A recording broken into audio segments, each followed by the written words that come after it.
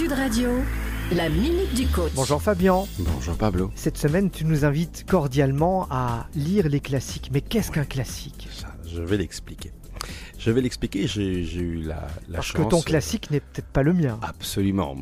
Quand je dis j'ai eu la chance, peut-être devrais-je dire le privilège de recevoir des masterclass délivrées par Éric Emmanuel Schmitt, par Bernard Werber, par Douglas Kennedy et Bernard Minier, qui sont 4 très très grands romanciers et qui, animés d'une vraie valeur de partage, nous ont expliqué comment eux-mêmes rédigeaient des romans. Et je me souviens du dernier mot d'Éric Emmanuel Schmitt lors de la toute première masterclass avec lui, alors que lui-même ne peut pas être considéré comme un classique. Nous a Ne dit, peut pas ou ne veut pas. il ne peut pas l'être puisque c'est un contemporain. Et il nous a dit, lisez les classiques. Lire Flaubert, lire Céline par exemple. Moi en philosophie, c'est lire les philosophes classiques. Commençons par Platon, lire Nietzsche, lire Hegel, lire Heidegger. Mais bon, on n'est pas obligé de lire de la philosophie parce que c'est assez complexe. Il faut être éduqué pour ça. Il faut être équipé mentalement et intellectuellement pour lire la philosophie.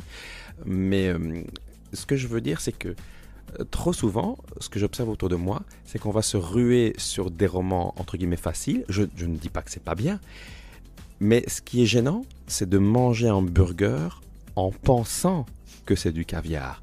C'est ok, comme disait Umberto Eco, de regarder Derrick si vous savez que vous êtes en train de regarder Derrick. Mais si, tout en regardant Derrick, vous êtes persuadé, convaincu que vous dévorez un chef-d'œuvre de l'art télévisuel, alors là on a un vrai problème. Première chose. Deuxième chose, lire un classique, lire autrement dit de la littérature, c'est exigeant. Manger un hamburger, ce n'est pas exigeant. Manger du caviar, c'est exigeant. Lire de la littérature, c'est beaucoup plus exigeant que de lire ce qui est littéral. Mais qu'est-ce qui nous élève, si ce n'est la littérature ? Car les grands romanciers proposent une certaine vision du monde. En ce sens, ce sont aussi le plus souvent des philosophes qui viennent avec une vision du monde. On y adhère ou pas, on achète ou pas, mais en tout cas, ils font bouger les lignes et nous sentir vivants.